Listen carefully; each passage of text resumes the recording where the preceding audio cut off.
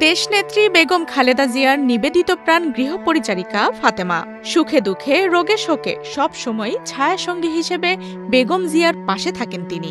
বর্তমানেও বেগম জিয়া যখন এভারকেয়ার হাসপাতালে জীবন মৃত্যুর সন্ধিক্ষণে তখনও নিরলস শ্রম সেবা সঙ্গ দিয়ে চলেছেন ফাতেমা।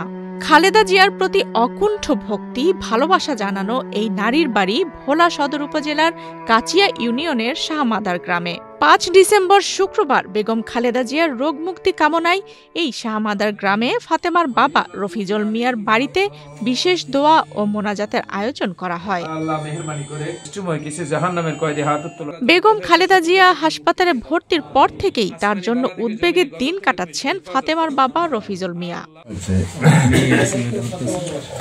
আমার মেয়ে আছে 15 বছর বেগম খালেদা জিয়ার কাছে, এটুকুই আমার কামনা, মানে তার খেদমতে সেবা করে যাইতেছে, এটুকুই আমার কামনা। কিন্তু সুস্থ করি আল্লাহ, তাই সুস্থ করিয়া জনগণ মাঝে আইনা আমাকে আইনা জনগণের মানুষের সারা বিশ্বের মানুষের খেদমত করার সুযোগ দিন আল্লাহ পাক। আমরা সবাই দোয়া এটুকুই করি, আল্লাহর কাছে হয়ে রাখতে এটুকুই, অন্য কিছু বলার মতন আমার নাই।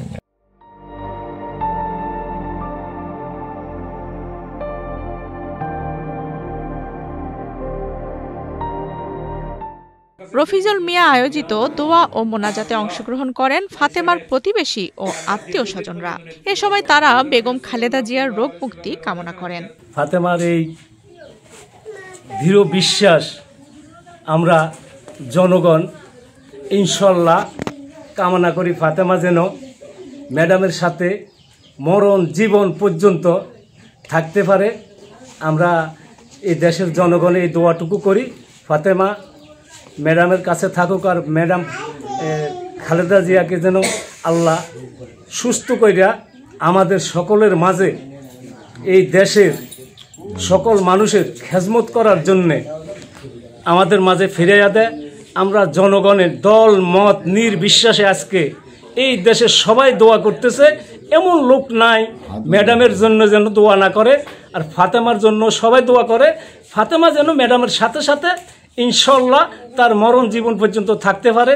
দোয়া ও মোনাজাতে আরও উপস্থিত ছিলেন ইউনিয়ন বিএনপির সিনিয়র সহসভাপতি আব্দুল হাই, ইউনিয়ন বিএনপির সাবেক সাধারণ সম্পাদক মান্নান মাস্টার, ইউনিয়ন যুবদলের সাবেক সভাপতি মঞ্জু মাস্টার, জিয়া পরিষদের ইউনিয়ন সভাপতি রিয়াদ উদ্দিন, ইউনিয়ন মৎস্য দলের সভাপতি নাসির ব্যাপারী সহ স্থানীয় গণ্যমান্য ব্যক্তিরা।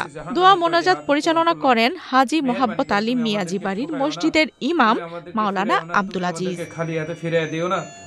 দয়া করে মায়া করে তুমি আমাদের আফসানা রিপা, বাংলাদেশ প্রতিদিন। আমরা কি উদ্দেশ্যে এখানে হাত উত্তোলন করছি তুমি ভালো করে জানো, আলিমুল গায়েব।